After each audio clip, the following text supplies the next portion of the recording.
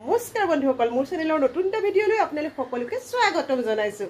আৰু এইয়া এটা কঁঠাল লৈছোঁ, লগতে হাতত তেল সানি লৈছোঁ। আৰু যিহেতু আজি বন্ধবাৰ ভাবিলোঁ কঁঠালৰ মুচিটোকে আজি বনোৱা যাওক। আৰু লৰালৰিকৈ মই এইয়া কঁঠালটো কাটি লৈছোঁ। এইয়া আৰু সকলোখিনি বাকলি গুচাই এটা চাইজত মই গোটেইখিনি টুকুৰা টুকুৰ কৰি ল'লোঁ। লগতে মই এটা ডাঙৰ আলুও লৈছোঁ, আলুটো অকণমান ডাঙৰ চাইজত টুকুৰা কৰিছোঁ। আৰু সকলোখিনি কুকাৰত দি দিলোঁ। আৰু এতিয়া নিমখ আৰু পানী দি এটা হুইচেল মাৰি ল'ম। এয়া আৰু তাৰ লগত মছলাখিনিও এয়া ৰেডি কৰিছোঁ। দুটা পিঁয়াজ, নহৰু, আদা আৰু বিলাহী সকলোখিনি মই এয়া মিক্সি জাৰ এটাত দি দিলোঁ। আৰু মিক্সি জাৰটোত গোটেইখিনি মই পিচি ল'ম। আৰু এতিয়া মছলাখিনিও লৈ লওঁ।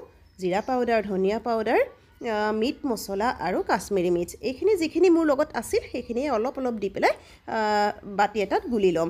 মানে মোৰ গুৰিত যিখিনি মছলা আছিল মই সেইখিনিয়ে দি দিলোঁ। বেছি বেছি মই মছলা দিয়া নাই। আৰু সেই যি অলপ অলপ দি সেইখিনিয়ে মই গুলি ল'লোঁ। আৰু এয়া গৰম মছলা অলপো তিয়াই থৈছোঁ, এইখিনিও পিচি ল'ম। এয়া দেখিছে, জালুক, ডালচেনি, লং সকলোখিনি পিচি ল'ম। আৰু এতিয়া তেল গৰম হোৱাৰ লগে লগে মই কেইটামান পাঁচফোৰণ দিলোঁ। আৰু যি পিঁয়াজ, নহৰু, আদা আৰু বিলাহীৰ পেষ্টটো ইয়াত দি ভালদৰে ভাজি ল'ম। কিছু সময় ভাজিব লাগিব। একেবাৰে তাত ভালদৰে ভাজি হৈ যেতিয়া তেলটো বিৰিঙি উঠিব তেতিয়াহে ইয়াৰ ভজাটো হ'ব। গতিকে অলপ সময় মই ইয়াতে এনেদৰে ৰাখি দিম।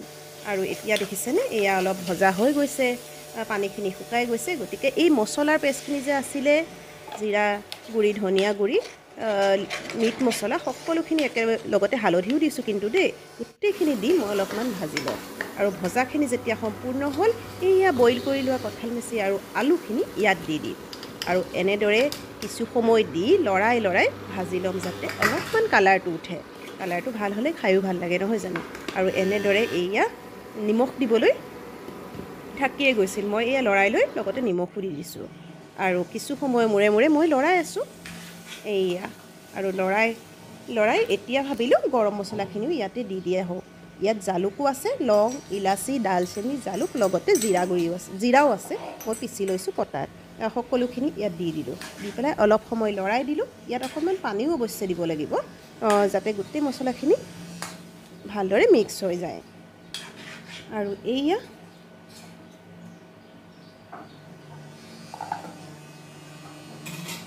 এইয়া কিছু সময় ৰখাৰ পাছতে মই এয়া গৰম পানী ল'লোঁ। 1 গিলাচ গৰম পানী লৈ প্ৰথমে অলপ অলপ থৈ দিছোঁ দেই। অলপ দি পেলাই চাওঁচোন কিমানখিনি হয়। যদি আৰু প্ৰয়োজন অনুভৱ কৰে আৰু অলপ দিম।